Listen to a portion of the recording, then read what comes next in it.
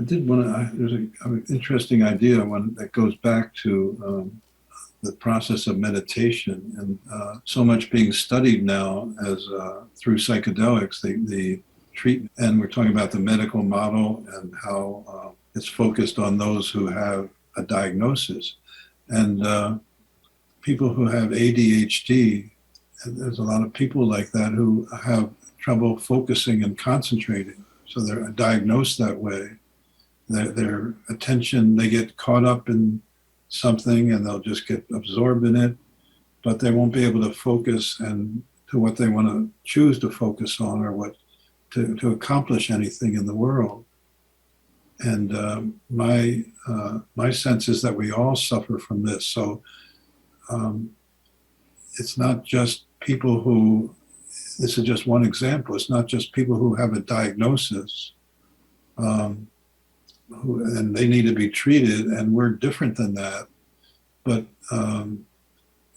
when we work with meditation, we learn how much attention deficit disorder we have, how much we're distracted and get caught up in something and can't bring our attention to the focus that we want to have.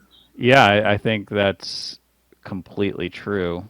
That to some degree we all, I mean, really, what I notice is that when I truly am attentive, it's self-rewarding, and I am in that space where there's nothing, there's no deficiency. You know, And so I could take that as a hint of if I am feeling deficiency or I need to go somewhere to get something, that there's probably some root to that in my quality of attention.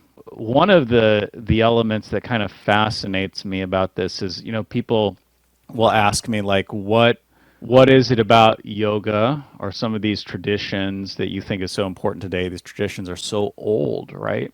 What does that have to do with today? They couldn't have envisioned iPhones and Facebook and all of these things that we have around today. And what stands out to me is the individuals who form these traditions over time. They really dived deeply, they really geeked out on the human condition. And so they discovered some things about the human condition. They discovered some tools of how to play with those elements of the human condition.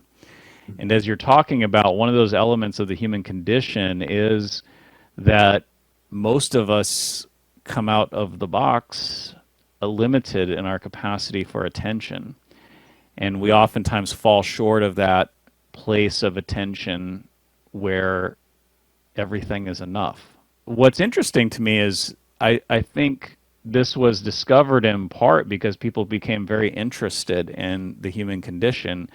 And what's the same now as then is the human condition, is you know, this condition of how our attention is and how it impacts our life and impacts our moment to moment experience. mm-hmm. And as I see history march forward, there are elements of the human condition like this that become more and more tested in the modern day environment, where there is even research showing that with social media and phones that the attention spans are even less than they were 20, 30 years ago.